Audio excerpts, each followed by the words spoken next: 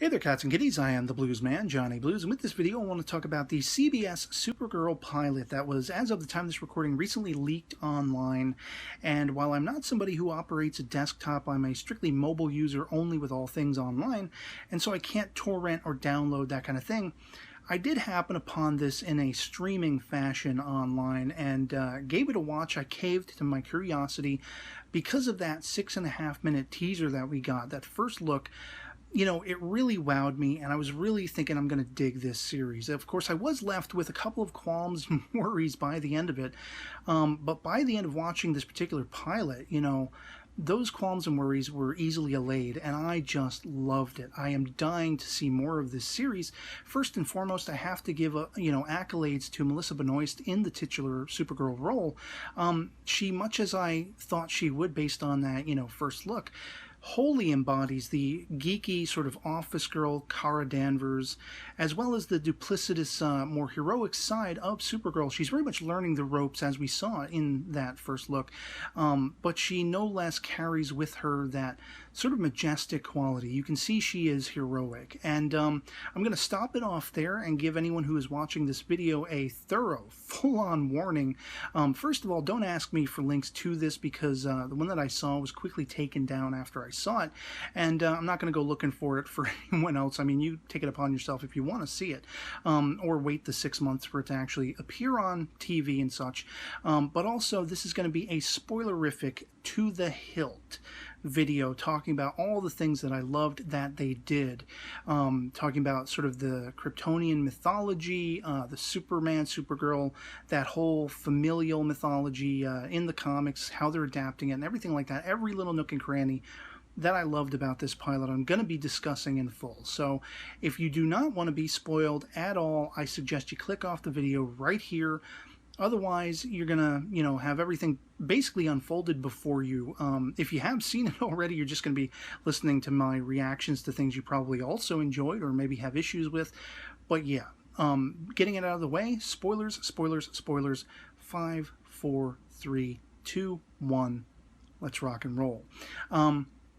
So much as we saw in that first look, one of the first big aspects of this pilot is the plane save, and I loved the entire sequence. As you saw in that, first look, you basically already are aware that Kara's own sister, her adoptive sister, is on the plane, and that's kind of what prompts her to, figure out the flight situation and bring this plane down, and that's what ushers her into the public awareness.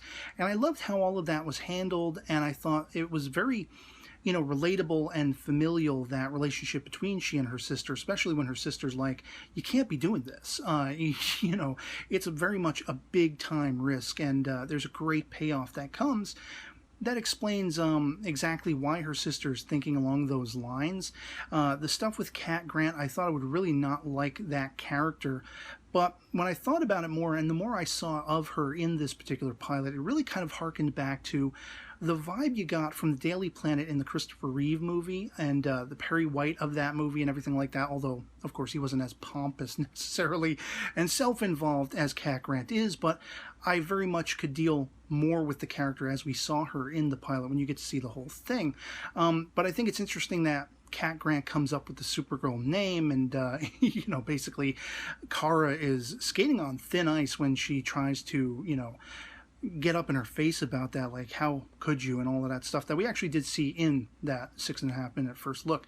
But what really is interesting is once the secret is revealed, she reveals it to her, friend and co-worker, and you have that whole aspect of finding the suit and everything like that. There's this period where, she's fighting crime or attempting to fight crime, and suddenly, out of the blue, when she's trying to go deal with this fire, she's slugged by what appear to be kryptonite, like knockout darts. And this is where the DEO comes into play that we saw in that 6.5 minute first look. The Department of Extranormal Operations, I think is what they were called, the director of which being Hank Henshaw. And the other foot drops, lo and behold, one of their agents is none other than Kara's adoptive sister, Agent Danvers. And I almost lost it. I was like, oh, damn, this explains so much. And there's a lot of dialogue to that effect, effectively a fallout between them, because, this is why her sister didn't want her doing this stuff. They're aware of aliens, and it turns out the biggest sort of, reason for them going after her and being very wary of her is she's not the only Kryptonian, and we're not talking Kal-El, we're not talking Superman. There's a whole thing that happened when she was sent to Earth. She was supposed to be sent to protect her cousin and watch him grow up and hopefully shape and mold his future. But she obviously arrived later than he did by like almost 30 years. The reason for that being she passed through the Phantom Zone, lingered some time in there, and when finally her little vessel broke free, it pulled with it a giant sort of incarceration complex called Fort Roz, which had a bunch of Kryptonian criminals all in this sucker. And so these criminals are starting to show up on Earth for some reason. It crash landed about the same time her vessel did, I believe. And, basically this DEO, they were formed because of Kal-El's appearing on Earth, but they really got put into action dealing with, alien incursions and potential invasions because of this Kryptonian criminal complex. And so now they're becoming more prominent. And I really think this is a smart deal because it's kind of twisting that freak of the week nature you had with Smallville, that I hear you have with Flash, making them all potentially Kryptonian villains. I like that. And I like that they're coming from the Phantom Zone, so you can tweak their powers. They could have different abilities. They obviously look, not all the same. Some of them look mutated and such like that. Totally genius move as far as I'm concerned, and that really allays that fear of who are they going to be pitting her against every week and that kind of thing. We knew it was going to be probably aliens, honestly, with the Department of Extra Normal Operations. Like, obviously they're dealing with alien cultures and such like that, but I think it really drives it home that it's going to be Kryptonians, which is really the point. And they're actually led by the actor Ferran Tahir. I don't know what his character name is, but we know him from like Star Trek 2009. And he is playing a villain, kind of, I guess, a surrogate leader or a Starscream too.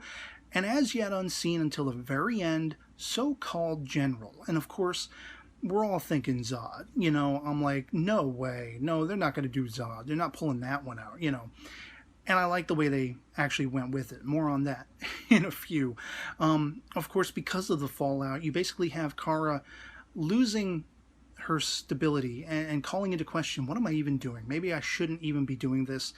And she's given the chance to go after, again, this one Kryptonian who actually calls her out at one point. He's like sort of doing that thing you had in the Superman movie with Christopher Reeve when Lex Luthor, he channels a sort of vocal oscillator or whatever it is that is only attuned to Kryptonian hearing, that supernormal hearing, and it's hurting Kara, and this guy calls her out flatly, and they really want a piece of Kara. And the reason, as it turns out, as is revealed in this pilot, is all to do with the fact that her mother, Allura Zor-El, was their judge and jailer, and so they can't sort of get revenge and vengeance on Allura.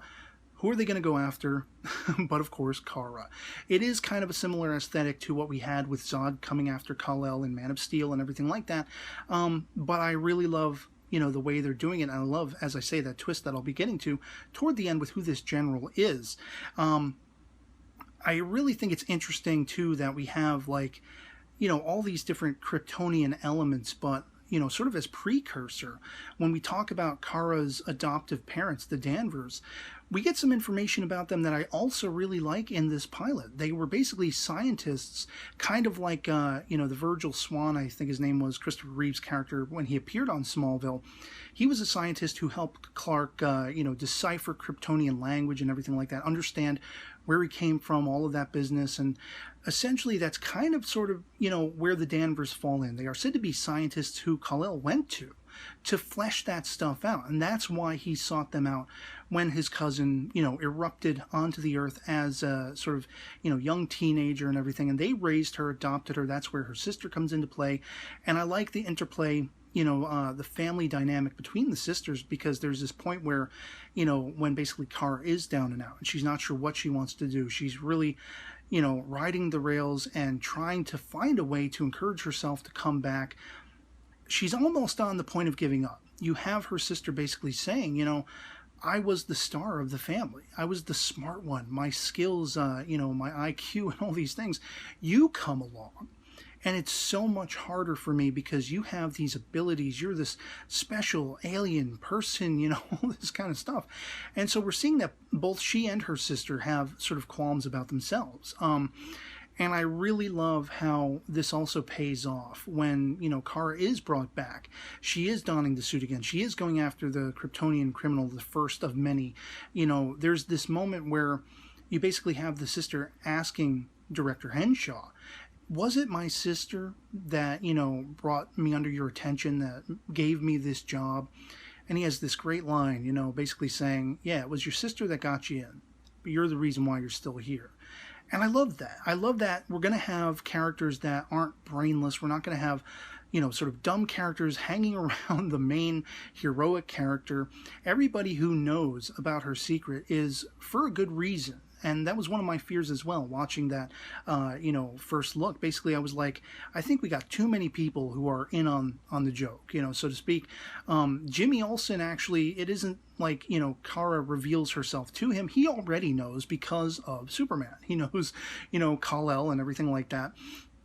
I don't think he knows, you know, Clark from Kal-El, but in any case, that remains to be seen. And he wants to expand his horizons, as he tells her, and that's why he's living in, I think it's National City. That's why he came here. He did it as a favor for Superman to sort of, you know, keep a watch over Kara. And you have that moment in the first look where he gives, you know, Kara the baby blanket, which turns out to be her cape to come and everything like that. But I like that he already knows, and there's some playful dialogue all through the, you know, pilot episode regarding that, where you know he knows, and it's kind of just making Kara feel really awkward and everything. There's even some interplay. I keep calling her Kara, and some people would say it's Kara, and you have Cat Grant calling her Kara, and she corrects her, it's Kara, and this happens a couple of times. I like that. I don't care, you know, I'm not that big of a stickler for the pronunciation of the name, and I like that they're having fun with that. It's kind of like the Ra's al Ghul versus Ra's al Ghul thing from, you know, the Nolan Batman films and TV versions of Ra's al Ghul. But where that other leg drops, so to speak, you know, as it pertains to Allura Zor-El and her being a judge and jailer and all these Kryptonian criminals, when we finally, you know, sort of get that roundabout of Kara coming back, what really instigates that is not only her sister becoming more supportive, but there's also a message from Allura, kind of like the Jor-El thing, you know, in the Superman movie, and even in Man of Steel, you know, with that version of Jor-El coming in a sort of holographic, ghostly guise and visage and everything like that. And this is what really, you know, gives Kara the boost she needs to call out this Kryptonian villain again, because he's going to try to level this city, and Kara feels responsible. She wants to take responsibility, and Henshaw goes along with it. He's like, okay, this is where that moment in the first look that kind of gave me pause comes into play, where he's like, make sure you win. Now I understand it, that we see it in the context, you know, he basically wants to see Kara make, you know, good on her claim that she wants to be able to, you know, rectify the situation she inadvertently started and caused. And she does so. I mean, she kicks this guy's ass. He's actually wielding like this axe-like weapon that has some sort of nuclear energy inside it or something along those lines that necessitates her using her heat vision, which I love the way they made it look. It was all kind of blue, white hot and everything. And if she overheats this, it'll explode. And this is what knocks this guy back a peg, several pegs actually. And he basically takes his own life using the last shard of this particular weapon, threatening, you don't even know what you have coming. You know, you don't even know the bad that is going to be unleashed on your ass. And then he's gone. And, you know, we have our hero, Supergirl, for the making. But after, you know, sort of a very vibrant and positive charged ending, we finally catch up with the character played by Ferran Tahir. You know, he's coming and basically talking to the general that is overseeing all of this. And it's not Zod. Who it is, we know it's a female based on the silhouette we see her from behind at first glance. But who it is just blew my mind. And once again, just giving a little bit of a spoiler warning. I know I've done that several times in the video, and I talked about a lot of stuff in this particular pilot episode, but here is where it blew my mind. The general is like the twin sister of Allura Zor-El, Kara's aunt. And she is just as psycho as Zod could ever be, telling, Tahir's character, kill her. Kill Kara. Kill Supergirl.